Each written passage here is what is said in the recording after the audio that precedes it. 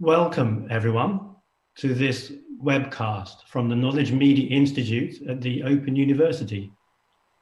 Like many research groups, we've been wondering how can we best respond to this dreadful global pandemic?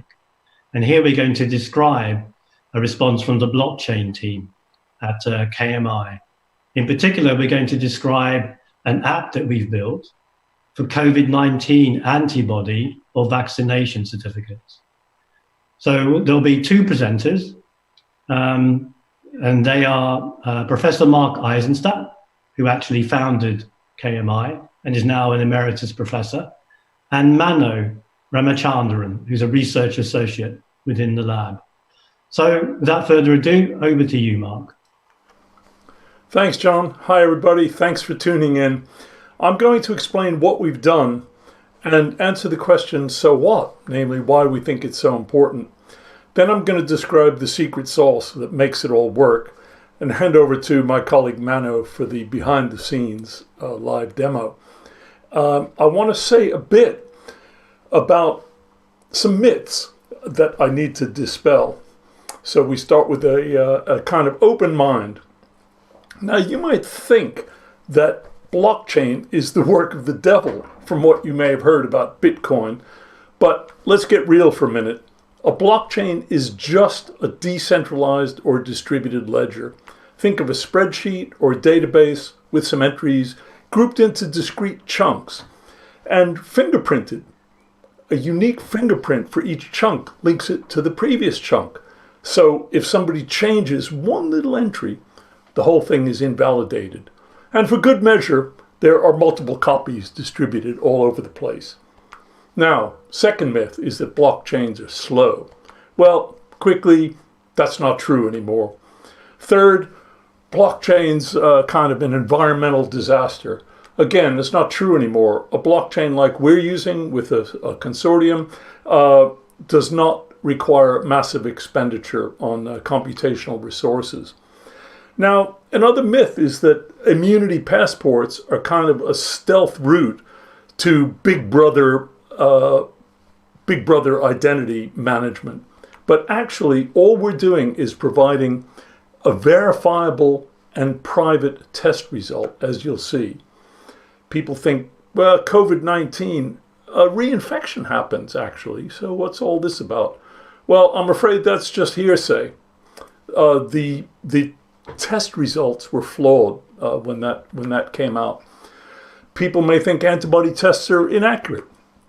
That's no longer true. The latest ones now have 100% sensitivity, which means if those antibodies are out there, they'll get detected, and 99.8% specificity, which means the right stuff is being detected.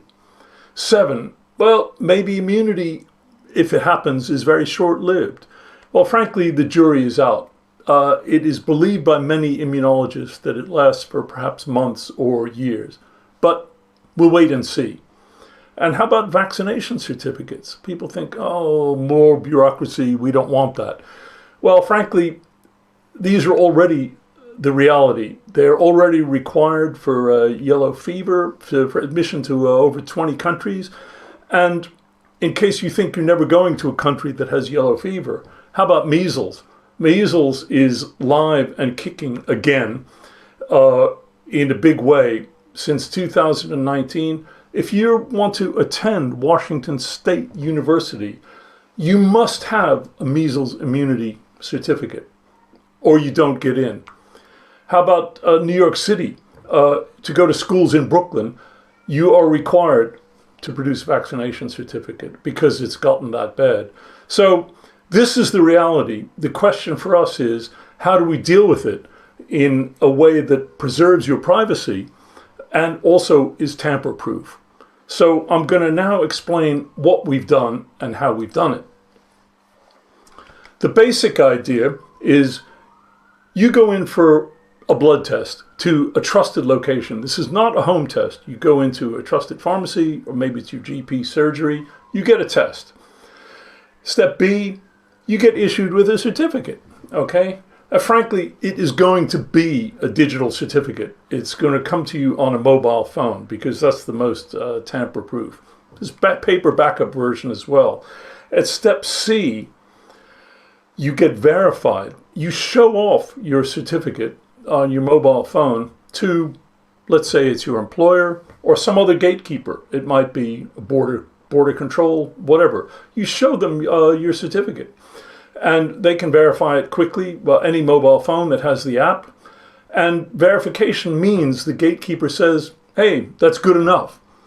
Because what we're supplying is proof that you have gotten your certificate from the issuer who says who they are. Okay, we can verify that. The issuer is who they say they are. The holder, which is you, you are who you say you are from the gatekeeper's point of view. And thirdly, there's some result that we can verify. We neither know nor care in many ways what that result means. I mean, actually, we will know what it means. But from your verifier's point of view, they're saying, well, gee, you've got this certain level. In this case, it's immunoglobulin G, 4.2. We know that if you have that level, it's good enough to come into our workplace. Might not be good enough to let you in to be an NHS or healthcare worker. But that's up to the particular context and the particular guidance of the day. Right. So what does all this mean? Three main things. Nobody else owns that certificate. This is really crucial. Nobody else owns it. Nobody else stores the data. This is quite a big deal. Nobody else can even see all of it. They can only see the bits of it that you reveal. So in a nutshell, nobody can take it, nobody can fake it, and nobody can break it. Now, how does it all work? There are three elements of the kind of secret sauce that make it all work. One is verifiable credentials. This is a relatively new standard from the W3C, a World Wide Web Consortium. It enables us to structure the data. Basically, we have three roles involved in any kind of certification. There's an issuer who issues the certificate. There's a holder. It's typically going to be yourself or the person who's getting the certificate. And thirdly, there's a verifier, somebody to whom you present the certificate. All of them interact with some kind of a data registry that enables secure digital signatures. Okay. Now, any of you familiar with public key crypto system, the way digitally signed documents are done in a very standard way today.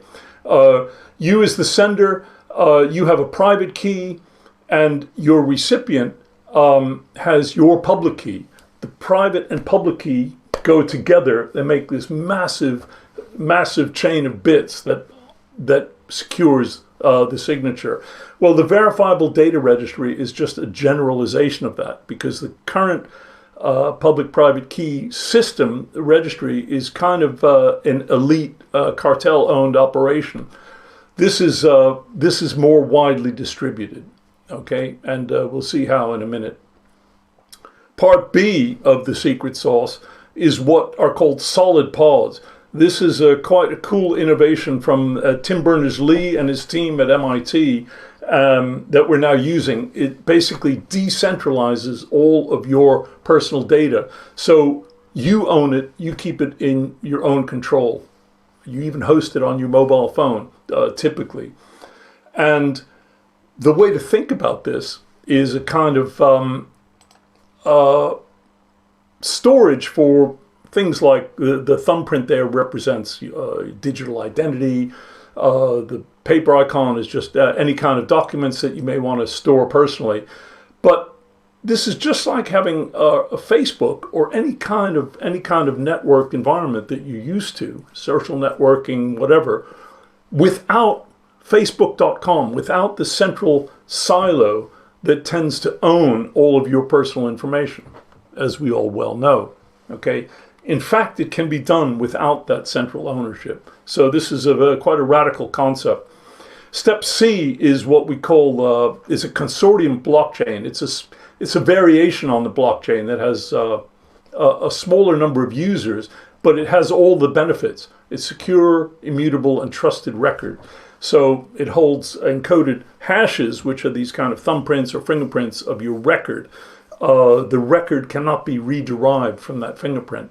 Okay, and it's also the decentralized, the kind of public store for signing transactions. So actually, the verifiable data registry is kind of what we really should call a decentralized data registry. In fact, elements of your solid pod can also be stored on the blockchain. So that's the basic idea. Let's look at the timeline of how the typical operations would work. You go to your trusted pharmacist, GP, whatever it is, you inevitably have to prove who you are. So in the first instance, you're going to have to show some kind of photo ID. It's inevitable. But in addition, you've got your mobile phone with this decentralized identity, the encoded version that we've been talking about. Now you can show that to the issuer. Part of it is stored on the blockchain for cross-verification. You also show it by showing a QR code to the issuer. The issuer can scan it directly with the issuer's mobile phone, and that verifies who you are. Step 2 is when you actually get the blood test. And we're going to shortcut what happens in the blood test, but let's assume for this illustration that the results happen relatively quickly. We also have a route for sending it away to a trusted lab. But if they happen quickly, same technology allows the issuer to send the test results to your solid pod, which, as we were saying, is your personalized data registry. Okay. Then the hash, which is the encoded fingerprint of that record, gets stored on the blockchain. It's a one-way encoding, so the data there cannot be re-derived from the blockchain info. Now, step 3 is where you go to your verifier. Typically, this would be your employer, but as I say, it could be any gatekeeper. It might be a border control or whatever. Now, you have the little star in the bottom on your phone is the final step of this is the kind of the gold standard certification. You show it to your gatekeeper verifier. Verifier can just scan it, mobile phone to mobile phone. You'll see the demo in a minute. And it's also compared to what's on the blockchain. That's that bottom arrow, two-headed arrow. It's a comparison between what you've just shown and what's been stored on the blockchain. So you cannot have handed this to a friend. It can't be you can't be defrauding your gatekeeper. And as we said before, what it means is, hey, it's good enough for you to get entry according to whatever standards the gatekeeper has. And that means the issuer is who they said they were, you as the holder are who you say you are, and this, in this case, this immunoglobulin G levels are equal to or greater than 4.2. That's good enough. So there's the entire sequence together.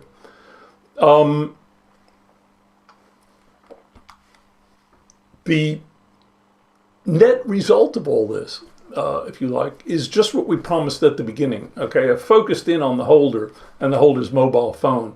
Okay, and the takeaway is nobody else owns that. It's just not possible. Nobody else stores it. Nobody else can even see all of it. Only what you revealed. For example, this level 4.2. That's what you wanted to reveal. That's what the gatekeepers saw. Nobody can take it, and nobody can fake what you've got, and nobody can break it. Now, at this point, I'd like to hand over. I've got other things to discuss at question time about the ethics and the privacy. We can come back to that. But I think at this point, I'd like to hand over to Mano to take us behind the scenes and see what's going on. So take it away. Thank you, Mark, for the great presentation. Hi, I'm Manu. I'll be taking you through the demo of our app. So our app has the following functionalities, which includes the ability to generate and scan QR codes, and then the ability to communicate with blockchains, and then the ability to communicate with solid pods, and then maintaining holder and issuer assets in the phone itself, and then generation of decentralized identification IDs, and then generation of verifiable credentials, and last but not the least, the ability to hash text and images from the mobile phone itself. So this is when you open the app, this is the first screen you will see. And then when you click the Get Started button, you will have an option to log in as an issuer, holder, or a verifier. So as a user, we'll be logging in as a holder. So let's see how it works. So when you try to log in as a holder, you'll be given with the login page where first you have to register. So during the registration process, you have to enter your name, your email ID, and then your password, and finally you have to enter your ID document URL, which can come from a solid pod. So when you click register, you are good to go, and you can sign in the app. So when you click on sign in, you will see this screen where you can receive where you have an option to receive a certificate, view a certificate if you have already received one, and view your profile. So when you view your profile for the first time, your ID document and your DID will be visible in the form of QR code, which you have to show to an issuer. So you are good to go from this point. And also note on the top that your ID verification status stays as unverified, because once you issued with the certificate, this ID document will be burned inside the app and it will be turned into verification status. So let's see how the issuer part works now. When you try to log in as an issuer, you will be issued with the same login page, but you have to register first. So issuer registration is quite important, because it's not like anybody can come and register and then they can start issuing their IDs, because we connected our app to a pharmaceutical registry where the issuer details are verified, and then we proceed with their successful registration. So they have to enter the branch name, the branch ID, and their official email, so and then password. And then once they enter all this, and then they try to click register, and if it is successful, and they can log in as issuer. So once they log in as issuer, they can issue the certificate straight away. So when they try to click issue a certificate, they will be presented with this screen where they can scan the user ID number. So at this point, the holders QR code is scanned, and then once the scan is successful, their ID is entered into the user ID column, and then they have to just click issue the certificate. And this moment on the background, that certificate will be successfully issued, and then the certificate hash is stored on a blockchain, and what you see in the bottom is the transaction number for that transaction where the hash of that certificate is stored on the blockchain. So this QR code will be presented to the holder, where the holder can click receive a certificate and then scan this QR code and receive this certificate as a local copy into their phone. They also have an option to store it locally as well as store into their solid pod. To store into their solid pod, they just have to enter their identity provider, their username, and then the password, and then the profile URI. So once they enter all this information, they just have to click save to my pod, and the file will be saved to the pod straight away. So once this is done, the holder part is done now. The holder got the certificate, so they just have to go to the employer and say, "Hey, I got my immunity certificate. I'm safe to work right now." So, and also note that in the profile, in the user profile, the status of that ID document is turned into verified as the certificate is successfully issued. So the user can view the certificate in the form of QR code. So, and let's see how the verification part works now. So the holder goes to the verifier and say, okay, I'm ready to get verified. So the verifier have to just log in as a verifier. There is no login credential needed, as the verifier just have to scan and verify if the certificate is authentic as well as the person is authentic. So to test that the certificate is authentic, the verifier have just click the scan button. When the scan button is clicked, the verifier will be presented with a QR code scanner, which scans the holder's QR code, which has the certificate information. So once the scan is successful, the verifier just have to click verify button. So If this is the authentic certificate, the verifier will get a message that the certificate is verified and is valid. And also, and in the second step, the verifier have to confirm that this is the person who is claiming the certificate.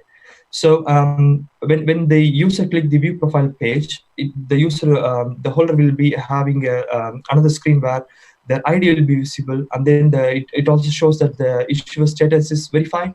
It's from authentic issuer basically, and the holder is the one who holds the certificate and have enough, and the type of the certificate they hold, which is the antibody type, and then the level of the antibodies they have.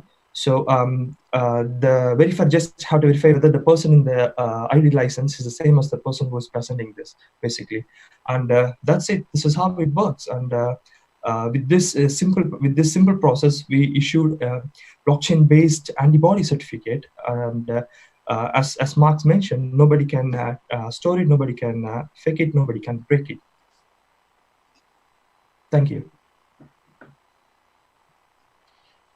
So thank you very much, Mark and Mano, for a great presentation. So we've had a couple of questions come in from people watching on YouTube and Facebook. And the first one is from Liz Hartnett, if I'm reading the name properly, who's an honorary associate in LTI. And it's a very interesting comment. So the comment stroke question is, if this is all so personal and tied to one's identity in a close manner, so how would it be possible for someone to do this for a child or for a vulnerable person? Okay, that is a good question. Yes, we have a very, very interesting precedent from some of our colleagues in Canada. They've got a very nice app called canimmunize.ca, and it's for vaccination certificates. They were inspired by, they wrote a nice paper on this in 2017, and noting how flaky the World Health Organization vaccination certificates are. If any of you've used them, it's just a scruffy little yellow booklet. And they decided to go all digital. And what they did was they provided a version for parents to keep track of their kids' immunization records. And what it is it's a family wallet, basically. So it's a similar principle. They haven't addressed some of these kind of blockchain security questions. But the idea is to have, for them, it's a more low stress version. It sits on the mobile phone, and you go in and you have, it's just like having a family Spotify or Apple Music account. You've got a family immunization account and in your wallet, and you can do exactly the same thing. So you go, in our scenario, you go with your child to get the vaccination, or maybe the child needs it to get into school, you go with them. So you can share a family record. We have not done that yet, but that's exactly the direction we would go. Okay, that's really good. Another slightly related comment stroke question is really on the on fraud and the authentication. So how do we really ensure that people aren't going to defraud this from let's say from an issuing side, so someone doesn't be a fake issuer? How would that happen? Okay, well, the issuing side is actually turns out to be a big challenge. I'm just gonna jump to some of the ethics questions about this, because they raised this this bad actor one.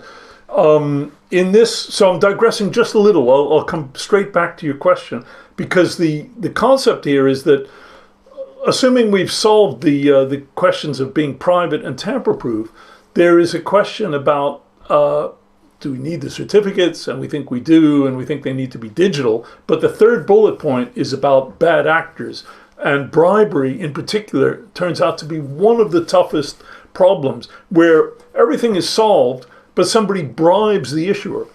Now, this already happens on a very large scale in Nigeria, for example, with yellow fever certificates. they had a big problem with forged certificates, people bribing issuers. So they went all digital. They created an e-certificate. It's kind of like a prepayment card or a rail card. And it didn't solve the problem. And the reason was that vaccines were so expensive, vaccination was so expensive, that it was worth people's while to bribe the issuers and get a fake digital certificate. Okay, so our approach here under the ethics heading is to manage the incentives. Basically, if you change the whole incentive structure, you can dramatically change the fraud regime. Basically, so if vaccination is free, this is a big debate at the moment because people are calling for this. If vaccination were free, it removes a lot of the incentives for bribery and fraudulent issuers. And in a way, that's kind of the simplest thing. I'll just mention, the other issues have to do with the guidelines about usage, having oversight by an ethics committee, and having a kind of 3-month review, because there are some difficult issues that have to be faced. But for us, the incentive management is one of the biggest challenges. It's kind of outside of our control, but we will lobby very strongly for that. Thanks for that answer, Mark. Another question from someone called Ben. Will this allow me to fly to Europe in the autumn? in the autumn, I mean, I chuckle because autumn is coming very soon. So in our scenario with your the gatekeeper scenario here, as I say, that person can be border control or airline gate representative and so on.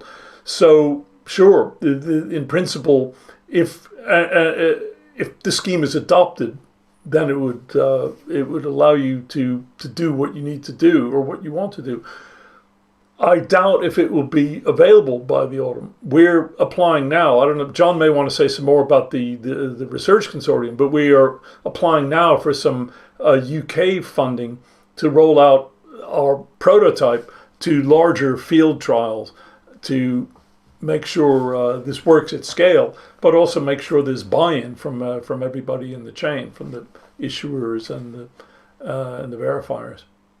So actually, there's a follow-on question from Enrico Motta, one of the professors in KMI, and he's asking if you can say more about the deployment plan and how would we go from a demonstrator to a solution that we could really deploy at UK scale.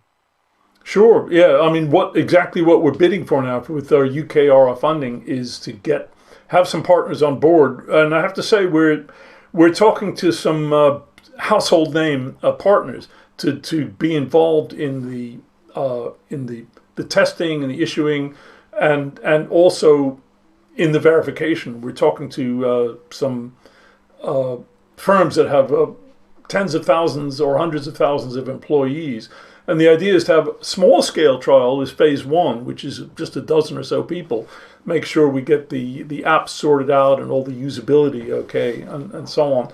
And then the challenge will be getting in with the supply chain. I have to put up a supply chain slide because it just to show you the complexity of this, because it's right here that at step 2 we've only presented a very simple version, but in the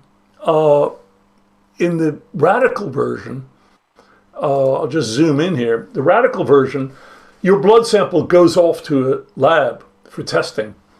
And the idea of this is that at every step in the supply chain, everything is certified. We'll have the pharmacy's ID, the blood sample ID, the lab ID, its location, the lab technician, vehicles, drivers, and so on. All of that is stored with a QR code scan, is stored on the blockchain. So we know exactly what's happened. There are also people working on the provenance of the vaccines themselves. We know where the vaccine came from, if it's a vaccination rather than an immunity test. So all of them have similar or comparable problems with supply chain logistics. But so what Enrico's question, or at least I take underneath Enrico's question, is it's not just about getting buy-in from 3 people that I have color-coded here in green, blue, and brown, but the issuer, the holder, and the verifier. We need them, each of them at a very large scale, but in addition, potentially all of the people in the supply chain. So that's a kind of phase 2 and phase 3 trials, if it goes that way. We're hedging our bets because we don't know how immunity is going to pan out and so on. But that's all part of the trials. The scaling up of the technology, the blockchain technology and the mobile phone apps and so on is the least of the problems, basically. Mobile phone is inherently scalable because you just have lots of people with lots of phones. The app just works. Blockchain itself, the way we're doing it, is very, very scalable because the tiniest bit of information is stored on the blockchain. So it's the buy-in from the people, the buy-in from the citizens. Are there going to be refuseniks who don't want to get vaccinated or who don't want to have immunity tests? Conversely, are there going to be people deliberately trying to get ill in order to get immunity if the results look that way? There are many, many problems to be addressed. We can't address anything outside the technical realm, but we're talking to partners who can address all of these other elements of that whole chain. So thanks, Mark. I would just add that if you look at the website, which has been shown now, so as Mark says, we are in conversations with lots of big players. But you'll see on that website that we already have in the consortium an SME in Scotland, Condatis, who work in public healthcare records, BT, and Inrut, the company founded by Sir Tim Berners-Lee that produced Solid. So let me move on to a follow-on question. What happens? And this is from David. What happens if I don't have a mobile phone? Okay, if you don't have a mobile phone, you're fine, because if you look again at this diagram, we have in between the 2 phones, let's take step B, in between those 2 phones, the reason there's a paper certificate there is twofold. One is that paper certificate actually has a QR code printed on it with your certification.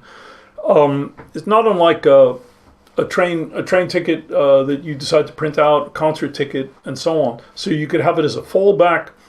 It's also for people who they don't have their phones, or they lose their phones, or they're in a impoverished life and just don't have access to any of this technology. So it's available for that. It's also a nice kind of psychological stepping stone for the issuer. They don't have to go immediately to a pure digital solution. They can go to printing out their letters of endorsement just like they used to.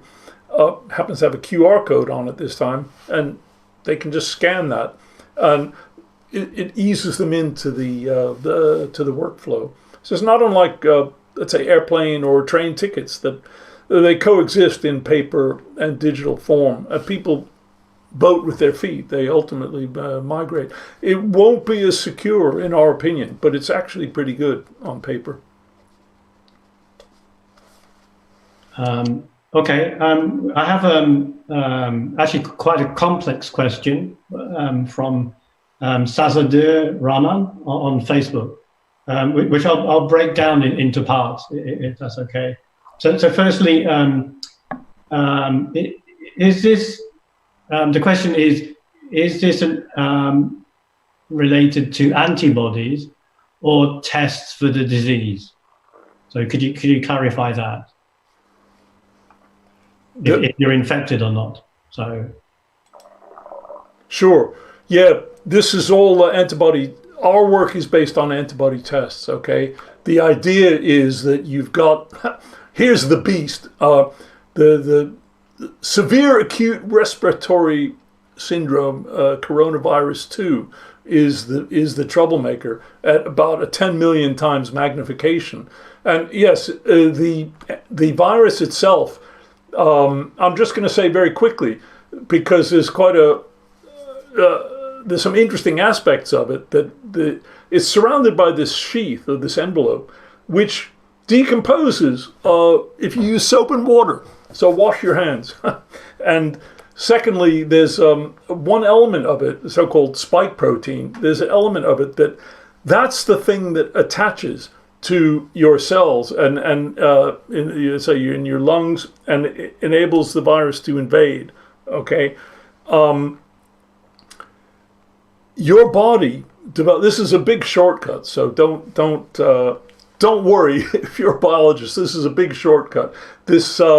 You have antibodies of many different kinds. One kind is a so-called immunoglobulin G, type G, of the 5 types of these. What it does, in huge quantities, what it does is it attaches to the spike protein, and it prevents the virus from attaching. And what the tests do is test for the presence of that.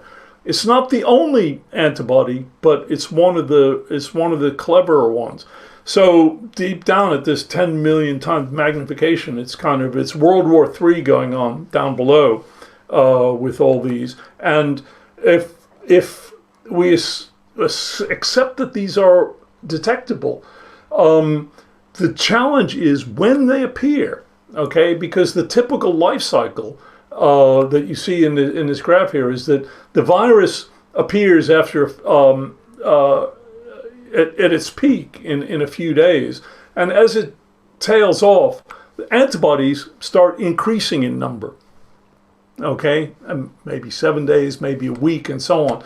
And an actual relatively late breaking, this is just 2 weeks ago, result in Nature Medicine shows that this is exactly what happens. This so-called IgG, it peaks, it goes to a very, very high level, but it can take about 2 weeks for this.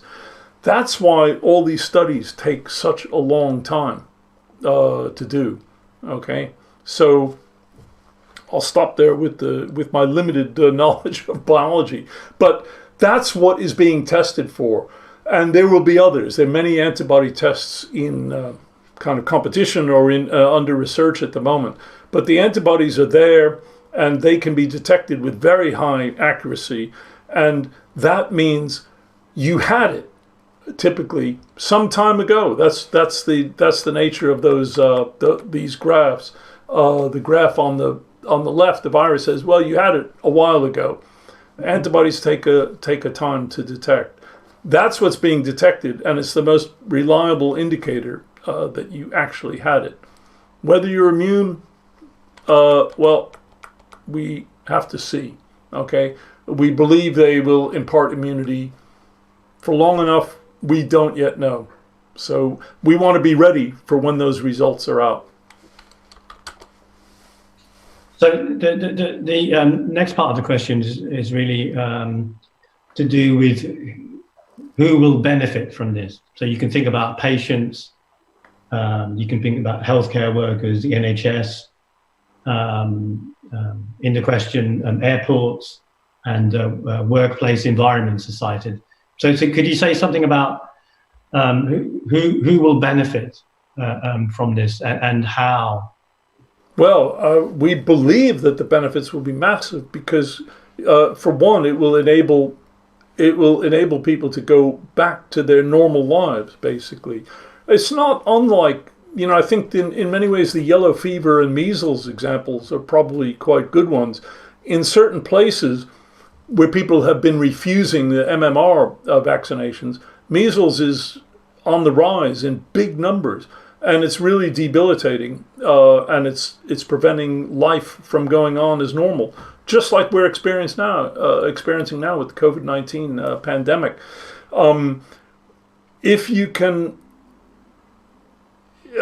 If vaccination can be provided, or if antibodies can be shown to give you long-lasting immunity, or long enough lasting immunity, maybe 6 months to a year. Maybe you have to get vaccinated. We don't know yet. But if that can happen, then normal life can resume. Teachers can go back to teaching. Healthcare workers can go back to healthcare. People can go about their daily lives. So it's hard to think of somebody who would not benefit from this. If you look at the global impact of the current pandemic, and there have been worse. Look at 100 years ago what the Spanish flu did, and it's just the effects are horrendous. We have it relatively easy in those of us who are already used to teleworking and so on, but there are a lot of people experiencing unbelievable hardship, and those are the ones who are healthy. There's just a lot of hardship. If you're ill, then it's not a happy story. So we think that somewhere down the road, whether it's vaccinations or immunity because you've already had it, it will start opening the doors. The challenge is to open the doors in a way that's not a kind of big brother approach, wherein it's the unforeseen consequences. Okay, these were the lessons from the Cambridge Analytica scandal with Facebook. It's the unforeseen consequences. We can supply all this information to Facebook. It's just my habits and the things I like and so on. And people had not anticipated the way that innocent-looking information could be deployed, weaponized, as it's now called. And we need to avoid that happening with this kind of certification in ways that we haven't yet foreseen. Thanks, Mark. So a final question from Gerrit is on what do you think about the possible dangers around segregation of society? It could be around technology versus not. You've partly answered that. But it could be between those that are immune and those that are not. Sure. I think it is a risk, and this is these are the questions here that if we accept the green tick at the top that we've actually got it, we've solved the issues. It's private and tamper-proof and so on. Then we may have unleashed a kind of Pandora's box of unintended side effects, and that's a new kind of danger. The normal danger with apps that makes all the headlines is, it's not private enough. All this debate about centralization and Big Brother has all of our data. It's not private enough. Well, the paradox is, if this works as advertised here, then maybe it's too private. And it turns out that it can be, if you can really show that you have immunity in a private and tamper-proof way, then what about all the people who can't do that? Okay? And these are the last 3 bullet points. Could it create a 2-tiered society? Incentivize people to get the illness? Or the last bullet point is actually the most frightening, is could it be weaponized in the sense of used against your fellow citizens who do not have the certificate? Okay. Normally the problem is, how do I get a good certificate for myself in a private way? Well, maybe now that I have it, this has suddenly been weaponized against people who don't have it in a way that we had not foreseen. Maybe there becomes a new kind of apartheid, or the certification is deployed for something else. People who've got some number of some attribute above some magical level. Who knows what it is? Maybe it's a test, who knows what. And it's weaponized in some way. So that's the kind of nightmare Pandora's box scenario. And we have to stay on guard against it. And that's why we talk about oversight by an ethics committee. In fact, we're in close touch now with exactly some of the people who sounded the alarm bells about the contact tracing apps. They have a very strong ethics panel, and we're talking to them about exactly these issues. And I'm not sure I can see how else to do it, but to trying to maintain oversight.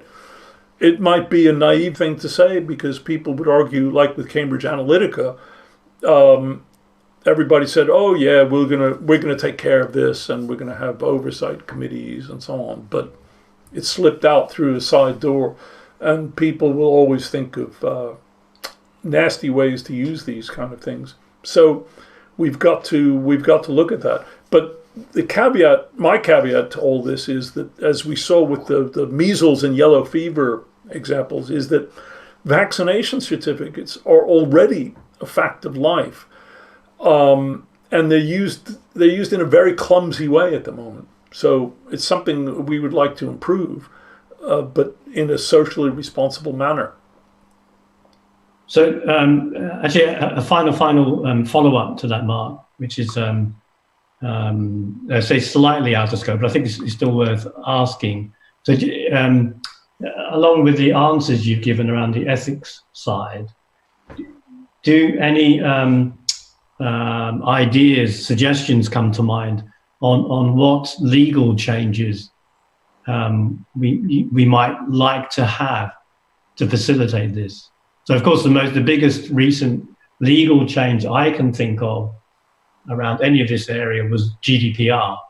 So now, in the Open University, like all organizations, we have whole units dedicated to the protection of our student data. So is there anything on the legal side that would back up the ethics that you describe? There can be laws, but again, as we know, the bad actors work around those laws. I have to say, Cambridge Analytica is a great point. What they did, it may have even been legal, but it looks like it was not legal, what they did. They violated various guidelines. They certainly violated the EU General Data Protection Regulation guidelines. So, we try our best. I can't resist putting up my GDPR slide here, because I worry a lot. I've written a lot of GDPR documentation for organizations for compliance, and it's a pretty good set of regulations. A bit cumbersome, but and it's led to these horrible cookie questions that you get on every website, which are very tedious. And I think that all these companies are kind of gaming the system a bit. But ignoring that, you have a right to be forgotten. So there's an interesting question about what happens with your results here that have been put onto a blockchain. Now, at any point, the holder can say, "I quit. I don't want any more. I don't want anything to do with this." And it turns out the holder could just say, "Okay, I'm going to delete my little solid pod." This is the personal data store. So in the next slide, poof, it's gone. Okay, he's done it. The solid pod is gone, and it's as if none of this ever happened. Now you might say, what about that little bit of information on the blockchain, that little kind of fingerprint or thumbprint of the data? Well, it's still there at the bottom of that picture, but it's what we call an orphaned. It's an orphaned hash. Basically, it's meaningless. Nothing can be done with it. It can't be inverted. It's just a long code of gobbledygook, and it has absolutely no meaning. So, we take the GDPR stuff seriously. New regulations, I don't know. I'm afraid the regulations are always many years behind the technology. So it's something we have to keep an eye out. I believe our ethics panel would have an oversight in that area too. Would be pushing, or at the very least lobbying for legislation. Okay, so that was the final question. So thank you, Mark and Mano. That was a really awesome presentation, and I'd like to thank everybody for spending their time listening and watching to this. Thank you, and bye. Bye.